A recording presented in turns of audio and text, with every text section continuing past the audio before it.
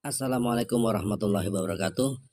Halo sobat sekalian, masih membahas mengenai roster. Roster adalah angin-angin, lubang-lubang yang biasanya digunakan untuk angin-angin kamar mandi, agar hawa kamar mandi itu ada sirkulasi udaranya keluar masuk. Namun belakangan ini roster bukan berfungsi sebagai angin-angin saja, tapi bisa menjadi elemen interior maupun eksterior, bahkan menjadi variasi pagar depan rumah, baik rumah minimalis atau modern menggunakan pagar depan dari bahan roster. Roster yang semula hanya berfungsi sebagai angin-angin kini menjadi variasi interior dan eksterior yang mempunyai nilai estetika lumayan bagus. Roster bisa dibentuk, disusun menjadi pagar sebuah rumah yang indah dan cukup menawan. Adapun mengenai pemilihan roster, ada berbagai macam roster, juga bahannya. Ada bahan dari pasir kuarsa berwarna putih, ada juga dari semen biasa berwarna abu-abu, kemudian nanti dicat sendiri sesuai selera warna dari pemilik rumah. Namun, roster ini mempunyai kelebihan dan kekurangan masing-masing. Mari kita bahas mengenai kelebihannya dulu.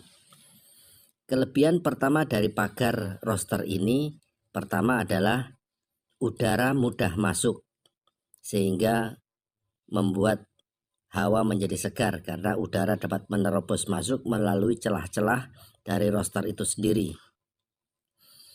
Yang nomor dua, cahaya bisa masuk melalui sela-sela roster.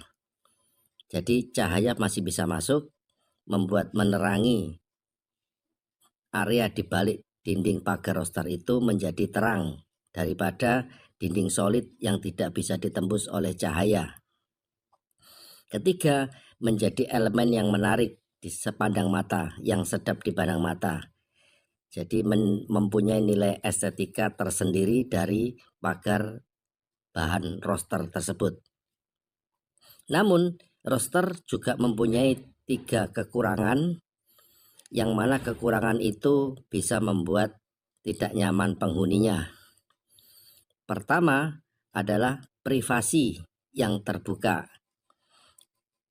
Dari lubang-lubang roster itu orang bisa mengintip atau melihat aktivitas di balik dinding, sehingga mengurangi privasi dari pemilik rumah. Kedua, air hujan bisa tampias menerobos masuk dari sela-sela roster. Meskipun ada beberapa roster yang berbentuk demikian rupa sehingga tidak bisa ditembus oleh tampias air hujan, sehingga dapat menahan tampias dari air hujan itu sendiri.